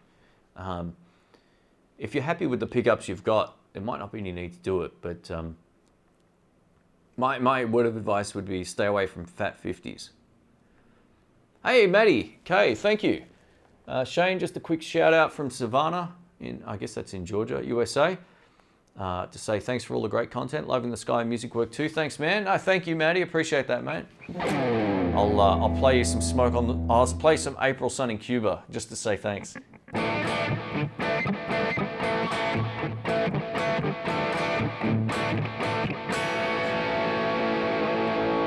Oh, I dropped my pick.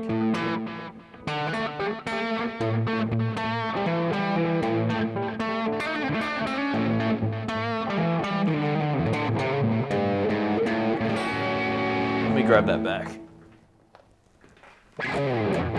No, I appreciate that, Maddie. Thanks, man. That's awesome. Would love a comparison of sorts between the Mua G200, Boss G, One Zoom, etc. So that's from Sonia. I actually should have a Mua G200 turning up pretty soon. I liked what I saw of those actually, and that's one of the few times I've said, hey, if you can get me one of these, I'd love to check it out. So odds are I'll probably have one of them coming up on the channel at some point. I have access to all the Boss stuff as well, and I think the Zoom stuff also, so we'll see what we can do. All right, I'm blowing my voice out here, so I'm gonna have to make a move. I've been here probably over an hour and a half or something like that. So, hey guys, thank you so much for hanging out. It's been great. If anyone has any last minute questions, I'll take another one. If I missed anything, I apologize. Just leave it on just post a comment once the live stream caches on YouTube. And yeah, Jerry says Savannah is a gorgeous city. Yeah, I'd love to check it out. I like Georgia. I think it's got a great vibe.